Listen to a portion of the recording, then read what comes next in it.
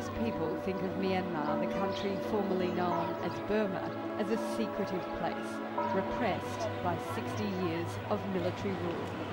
With its golden pagodas and crumbling buildings, this land is seen through a prism of dictators and democracy fighters. But it could be time to think again. The veil is being lifted on an emerging democracy, and there's much more to Myanmar than meets the eye. People back home still think I'm living in a very undeveloped country, and it's really hard to express the rate of change. The main thing here is the lack of fear.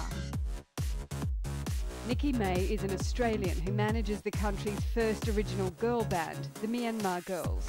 She's watched them and the country blossom over the last 3 years. It's completely swung. They've gone from being pop stars to really interested in a lot more than lipstick and nail polish. Youth culture is one way that Myanmar is finding expression after decades of isolation. Street art is the new fad for young people in the largest city, Yangon. Under the cover of darkness, we caught up with a team determined to colour the town. This is the art form, art form can be everywhere. So we are making without fear about doing graffiti. For them, it's making a mark in a country where they were previously silenced. Myanmar is opening up to the Western world. Its future is a work in progress. At the heart of the capital, Yangon, sits the dazzling Shwedagon Pagoda, a sacred site encasing relics from 4 Buddhas.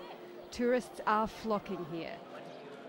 I thought maybe there'd be the military hanging around everywhere, and maybe we wouldn't even be able to do an interview like this or something like that. So, yeah, it's quite different, I'd have to say.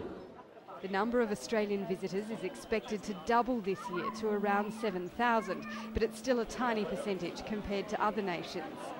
Shwedagon is my favourite place in Southeast Asia. During military rule, I used to come here to try and gauge the pulse of the city and try and talk to people who weren't afraid to speak to foreigners. Now everything has changed. That fear is gone, and tourists are almost as common as the locals. They're very surprised. They're completely blown away by the peace, the serenity, the safeness. They all say one thing, it is a bit expensive, but you can do it in the budget market. So what has happened here and why? At the end of 2010, Myanmar's military held elections which were criticised as a sham. But the new president, Thein Sein, has shocked everyone by releasing most of the country's political prisoners, easing restrictions on media and letting the opposition leader, Aung San Suu Kyi, take part in politics. It would have been unthinkable for me to stand here 6 months ago. This is the home of pro-democracy campaigner Aung San Suu Kyi, where she spent 15 of the last 21 years under house arrest. Now she's out, free to meet whoever she wants, and is running for Parliament at the start of April. She's been receiving a steady stream of foreign dignitaries like the EU Development Commissioner, who's giving $250 million to Myanmar. Australia will give nearly $50 million in 2011-2012. Our future is very much tied to the future of this region. This is, after all, everyone's talking about it being the Asian century. So I think it's in our interest to build up those linkages. Acknowledging the Myanmar government's moving towards a democracy, Australia has eased its sanctions along with a number of other countries. The system is still far from perfect. 25% of seats are reserved for the military, and ethnic groups still seek better representation. This is a rare look inside Parliament. Imagine that for the first time in over 6 decades, this country is making and debating laws. There's so much that needs to be done from scratch. It's really mind-boggling. Myanmar's isolated capital, Naypyidaw, is a collection of gargantuan buildings, which seem bizarre in this country of colour and beauty. Purpose-built by the generals and only recently finished, its 20-lane highways sit empty. It's obvious they have big aspirations.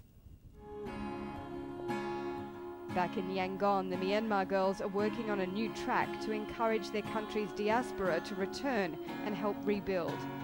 Come back home, your country needs you, they sing to the 6 million people thought to be living overseas. We are, like any other girls in the world, but the country is not like any other country in the world yet. So now it's changing, and we hope and we believe that we'll be like any other girls in the world. Truly and surely we'll get there. We are trying now. We have power, we have strength, we can build the golden land. What we need is freedom, all we need is freedom. Now is the time. The song is a sign of progress and also a reminder of how much there is to be done. They represent the dreams of a nation which is still finding its voice. In Myanmar, Ella Callan for Weekend Sunrise.